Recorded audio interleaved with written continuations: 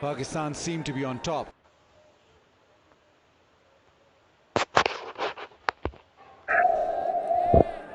With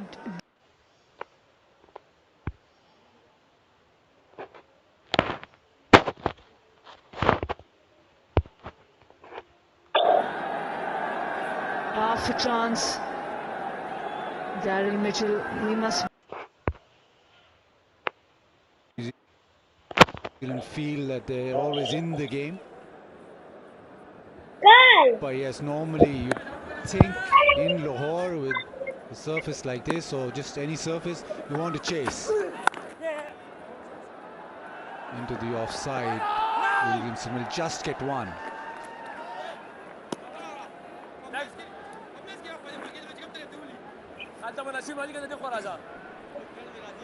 Ruafza, a sip to cool off. Keeps you hydrated, keeps refreshed. भाई जल्दी से live subscribe करिए मैंने अभी लाइव स्ट्रीम कर दी थी तो जल्दी जल्दी जुड़ जाइए आप जल्दी जुड़िए Plenty of people. Tri Series has returned. Gaddafi Stadium looking picturesque.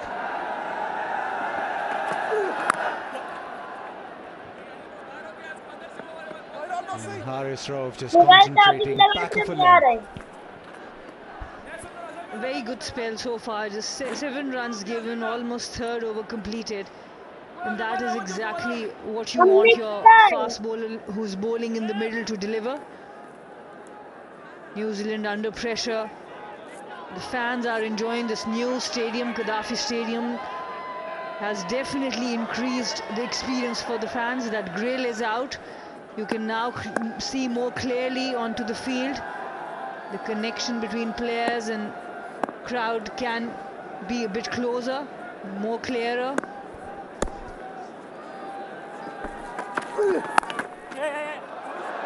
Nicely hit through the offside, but protection.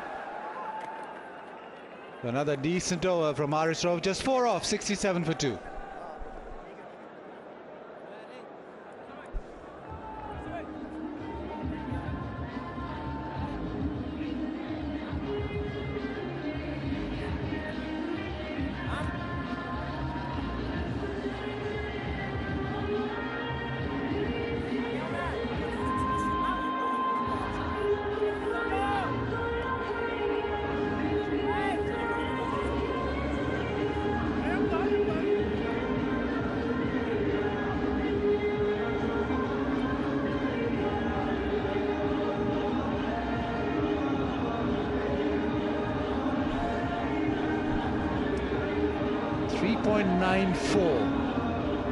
The run rate right now. New Zealand want to improve. Khushdil Shah. Surprise induction into the Tri-Series and the Champions Trophy. Rizwan uses him a lot in the HPL PSL with his left arm spin.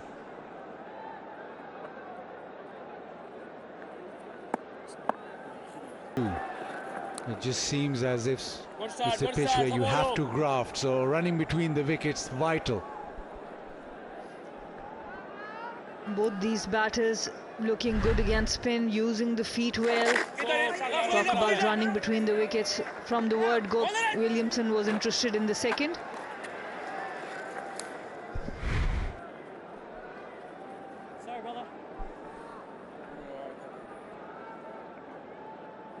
Khushdil shouldn't mind the surface, ball just keeping a tad low, so he's got a larger margin for error. What you don't want to be doing is pitch the ball up. Let the surface do its work, and maybe you can bowl back of a length as a spinner too on a surface which is just skidding on and staying slightly low. That's probably the perfect length.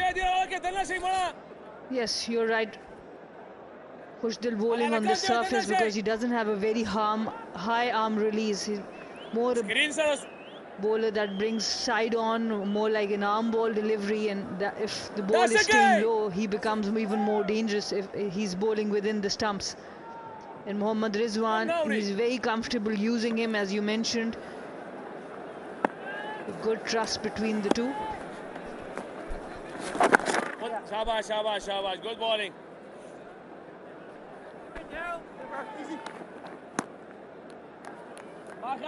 Just simplifies things here right now. Just bowl as close to the stumps as possible.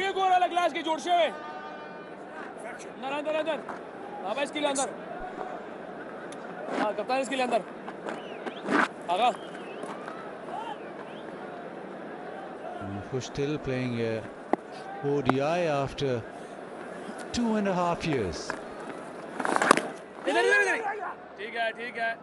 This is what he'll try to do, just as Sana mentioned, slightly round armish and dart the ball into the stumps. And because of the surface now, it's difficult for the batters to extract any kind of elevation.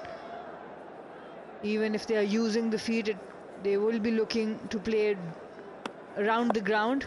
Getting that elevation won't be easy. Slightly short, hit in the deep offside, but just a single.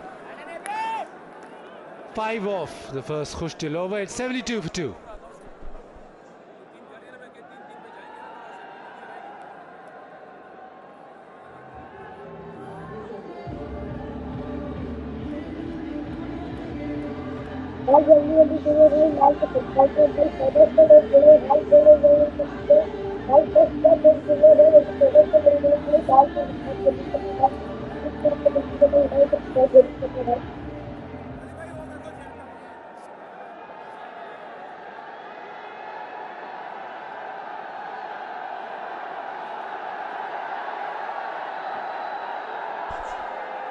Lovely weather, perfect for cricket to be played and watched, especially under the sun. Haris Rauf goes again, this time slightly leg side-ish.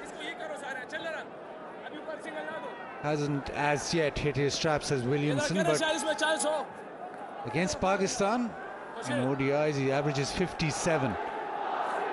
307 50s Williamson, and it's the opposition where he scores his most runs in ODI cricket. So even though Williamson hasn't started well, this crowd might just witness something special from him because he likes playing against Pakistan. This is an area of strength from Daryl Mitchell down the ground.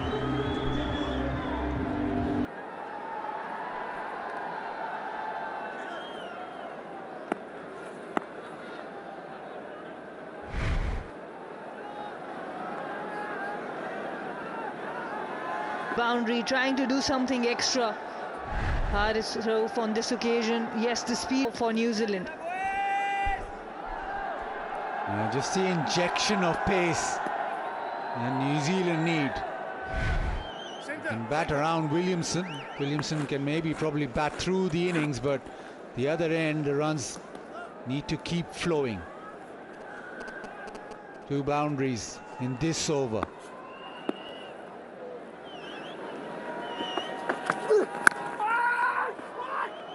No run there.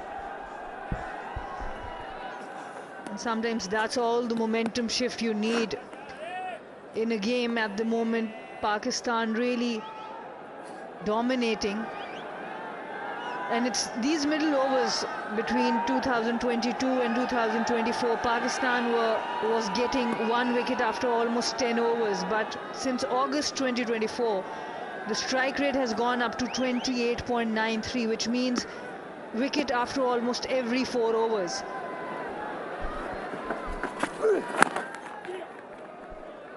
Quick single, well judged. And that's the reason why Pakistan won in Australia and South Africa. They were very good in the middle overs, the fast bowlers especially. Haris Rauf in Australia was superb. And that was probably the missing link for ODI cricket for a while for Pakistan, not getting wickets in the middle overs, and allowed the oppositions to build and then get away.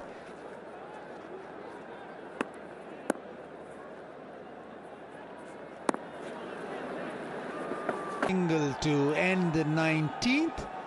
It's 83 for 2.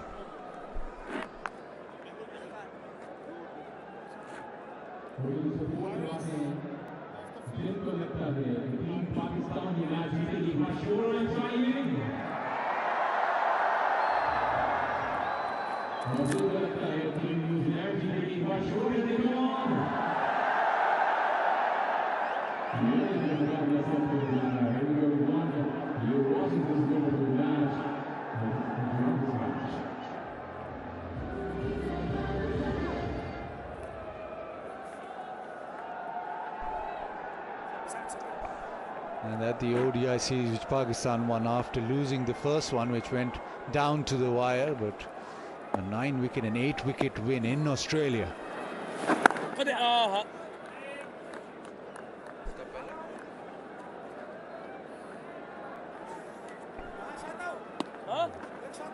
Mohammad Rizwan, his first captaincy stint, goes on and wins a one-day series in Australia. So that was a start. Then he went on to South Africa and won there as well. So you look at ODI cricket and look at the captain. Well, once you win those two, huge, massive, 92 meters. And just last couple of overs, it seems as if Darren Mitchell has flicked the switch. Hit down the ground, Haris Rauf for a boundary, and then this one. The spinners have to be careful against him. He's brilliant on spin, averaging 64.78 since 2023.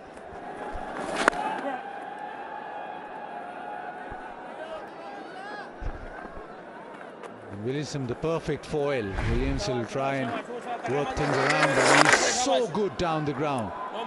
No man, Shabash. Use of the feet, but the strength that he has when he connects. Good thing about him is that he goes very straight, so even on slow pitches it works. Into the onside, there will be a couple of runs into the gap. That is maybe a third on offer, yes. Come back for the third. It is a very good over for New Zealand. 95 for 2.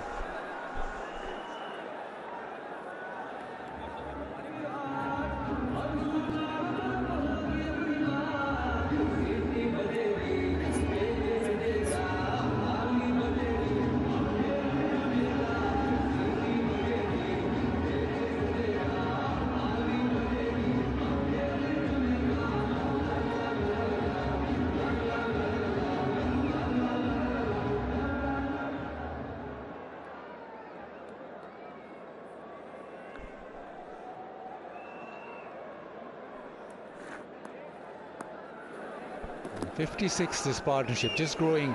Last couple of overs has been Darren Mitchell with a huge 6 off Hostel, also a boundary down the ground, and Naseem Shah back in the attack. Last 2 overs, 23 runs. Flourish of boundaries now for New Zealand. If you can get good connection down the ground, mid-off and mid-on circle, inside the circle, stationed.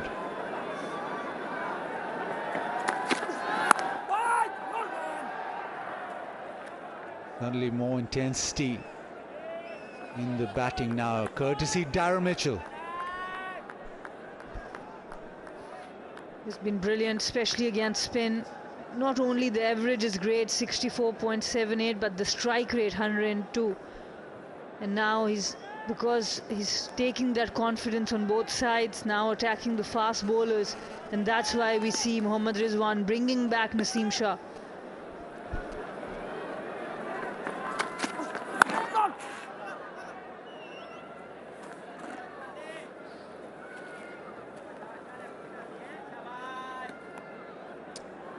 Always the crowd's selfie moment. Vigotel mobile selfie moment. As Bish Bhai is not here, now who are you going to take the selfie with? Well, Bish Bhai, if you're listening, we've seen your selfies. So now we've got evidence. This time now, the bowlers are under pressure. Rizwan now does change the field. He's having an animated conversation from his position with Naseem Shah. Now there's a change in field. Third comes up. Mid-on goes to a long on.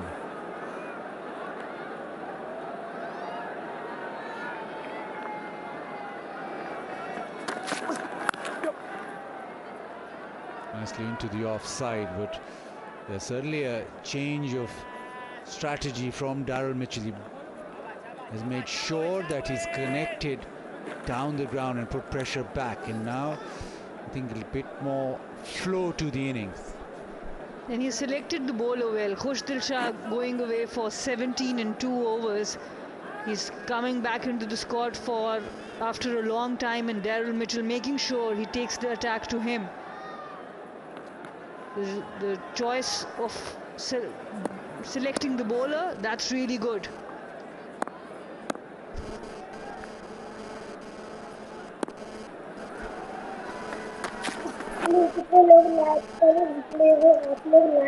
$106 for 2.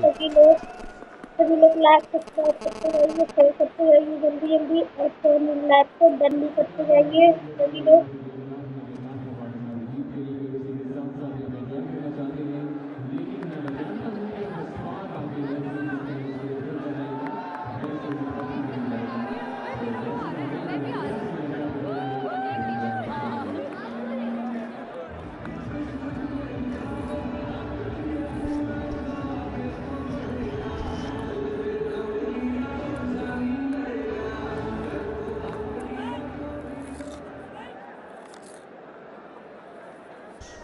A quicker second 50 there.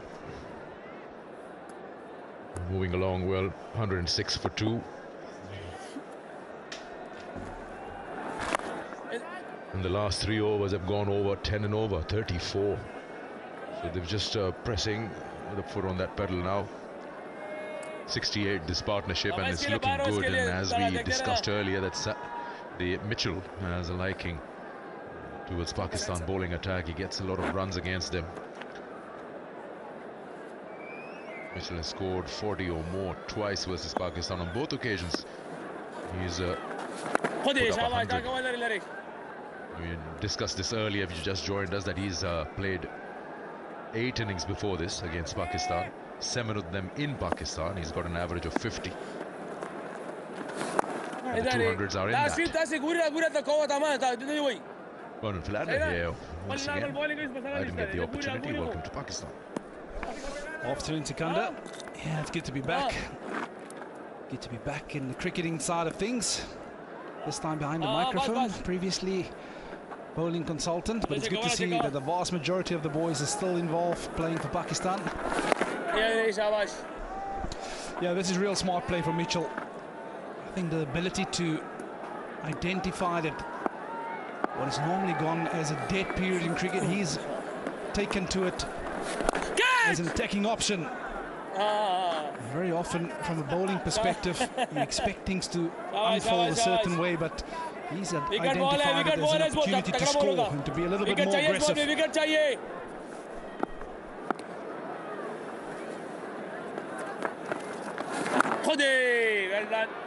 That's a good ball to end the over. 108 for 2. Live पर हो, मेरी live subscribe करते जाइए, सभी से आप लोगों से बोल रही हूँ, लाइव सब्सक्राइब प्लीज सभी करते जाइए, मेरी तो आप लोग सपोर्ट करते जाइए, ज़्यादा से ज़्यादा आगे बढ़ाइए प्लीज, सभी को रिक्वेस्ट है मेरी।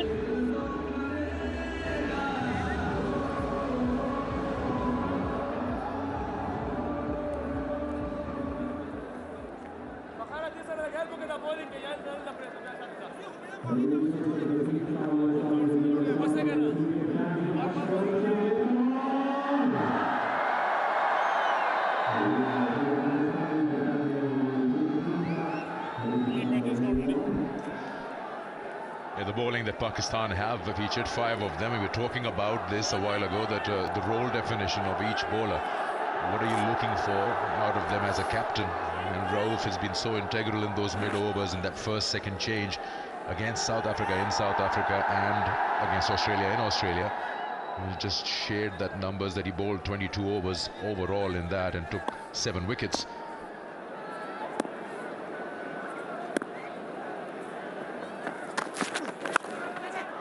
Has been the feature here, using the feet, coming down and meeting the ball early. It was against the spinners more, but you can clearly see how they are now trying to accelerate and looking for more boundaries. Which they are targeting at the moment. They're looking to hit the bowler straight down the ground. Yes, it might have been airborne for a little while, but he's picked the gap. So there's certainly a bit of communication between the two batters to up the ante a little bit.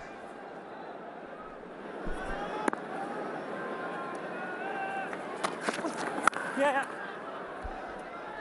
You were talking about you being the bowling consultant not so long ago, and the fast bowlers, and you saw them back then and now.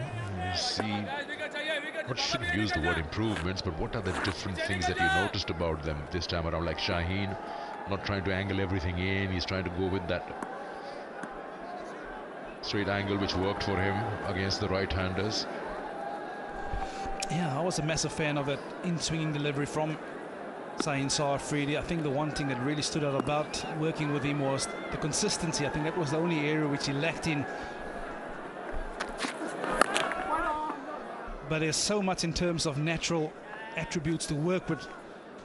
And I think the only thing for me with the Shaheen Shah Afridi was that control. I think also the way that he trained, perhaps overtrained from time to time, where sometimes you get into the match and he was a little bit below par in terms of energy.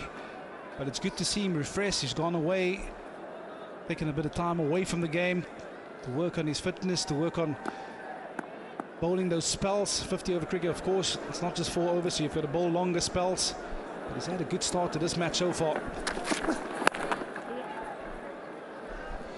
But I think just an overall observation from the Pakistan seamers perspective, I'm a massive fan that whilst they've got natural pace, it's the skill set that you need to wonder about and to work on. This is how he's gone this morning. Picked up the wicket in his first over.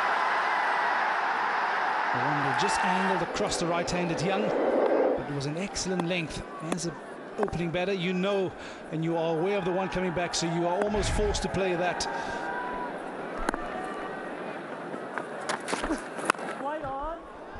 Talking about that fast bowlers, Naresh Rauf, did you ever work on that extra 1.5 foot that he leaves behind in the popping crease?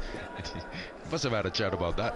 Yeah, absolutely. But I think for him personally, it was a massive concern that he would be too tight on that line, and he was always so aware of bowling no balls that he said, "Coach, just leave me. I'm comfortable, you know, being a foot behind the line." But yeah, you certainly feel that if he can get it right, he can get an extra yard of pace. Not that he's not generating enough pace at the moment. But it's a wonderful pace unit to work with. At the end of 23, New Zealand 115 for 2.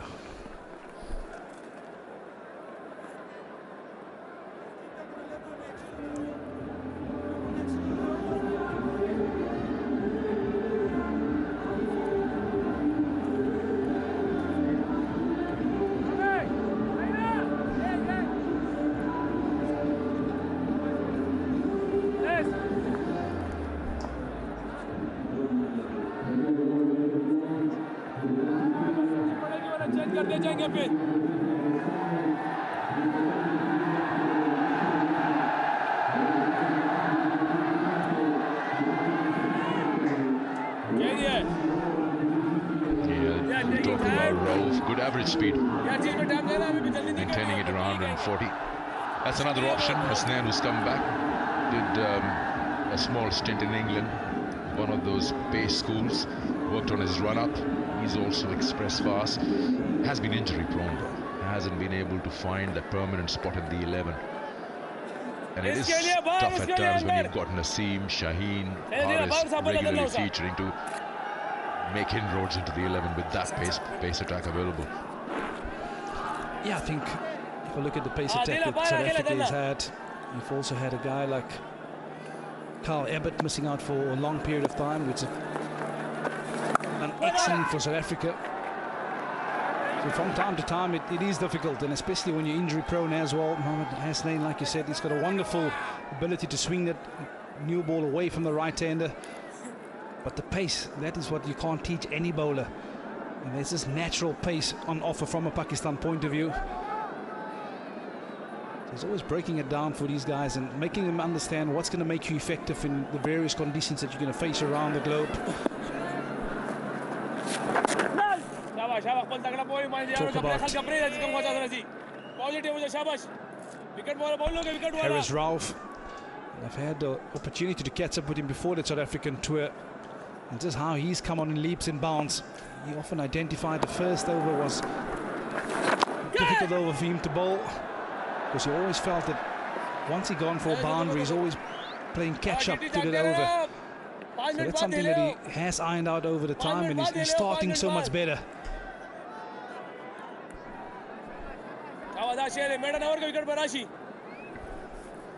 It's good to have those options. If you've got someone like Hasnain on the bench, you feel secure as a captain that you've got plenty to choose from. Hasnain, in the recently concluded Champions One Day Cup, became the bowler of the tournament. That is after that pace school, so did work for him. You clearly see more rhythm. It was not all over the pace. It wasn't just about pace. There was something behind that. And with 5 bilateral series lined up in the air, you can always rotate them and give some rest. Yeah, and I know I'm harping on the fact that these guys must play a lot more first-class cricket, and that's to get used to your accent. Very often, when things go wrong, they don't know how to rectify themselves, and that's where the problem starts. And into the rope it goes. Another excellent over for New Zealand, 121 for 2.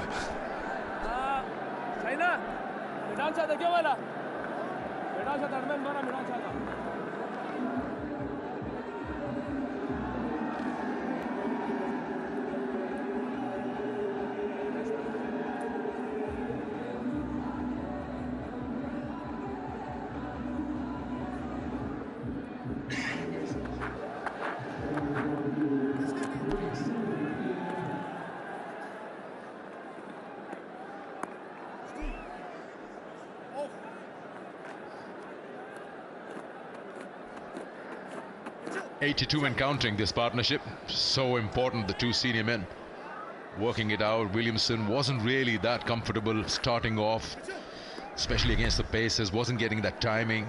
Look at that shot, it's not an easy shot, inside out, opening the face and elevating that. Earning a boundary. It's worked for him, use of feet against spin.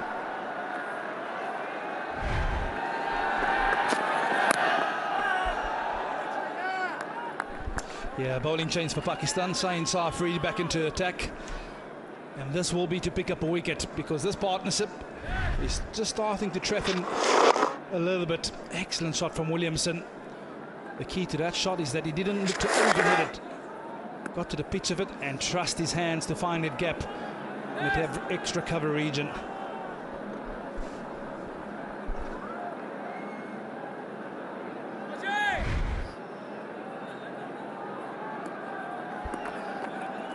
The other thing in recent times they've been trying to work on is, or has been noticed, is they've not been able to eliminate the tail. Happened recently in South Africa. Took 8 wickets, couldn't catch up. And against the West Indies again. Number 9 and number 10 or number 8 coming in, scoring 100 between them.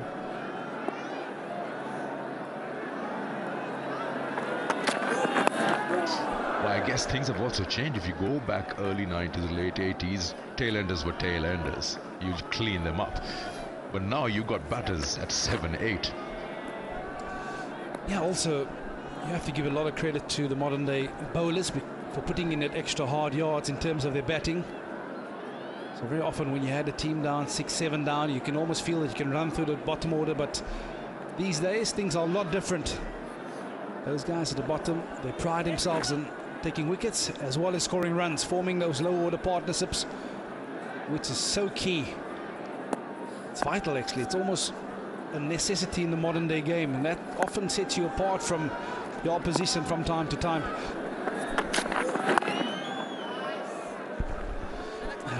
believe in the South African camp that once number 9 walks to the crease, you make life as uncomfortable as possible. Use the short ball. They almost don't want to be out there.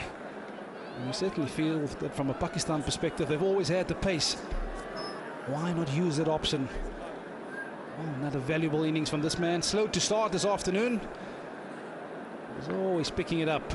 48 of 80 deliveries.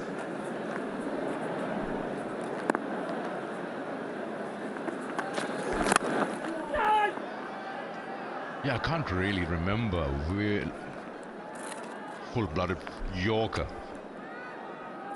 into the toes. It was such a regular feature back then. Yeah, I remember the great Alan Donald. Might not have been applicable to me, but certainly to the likes of Dale Steyn and Morne Morkel. Nose and toes was the saying, Sikandar. Just making reference to your Yorker. Almost got out the game a little bit, hasn't it?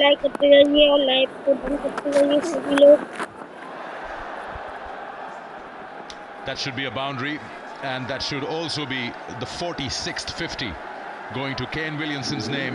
As you mentioned, he started off a little slow, but he's a man who exactly knows what needs to be done. 8th versus Pakistan. Yeah, and this is what experience does. No matter the start, he knows the processes of getting himself in, and he's picked himself up another half-century against Pakistan. It's a short ball from Sain Afridi, but he had so much time to adjust as to where he wants to hit it. Yeah, appreciation from the changing room management.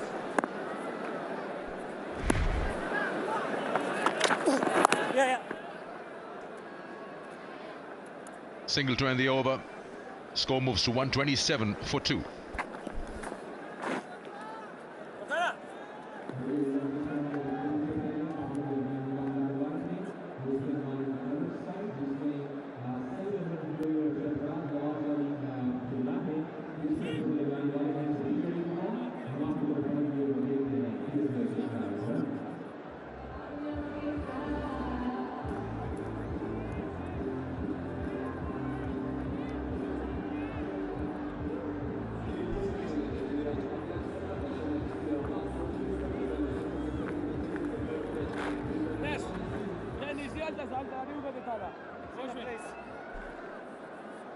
Given some respectability. After losing 2 quick wickets, they've managed to put on 88 between them, Williamson and Mitchell.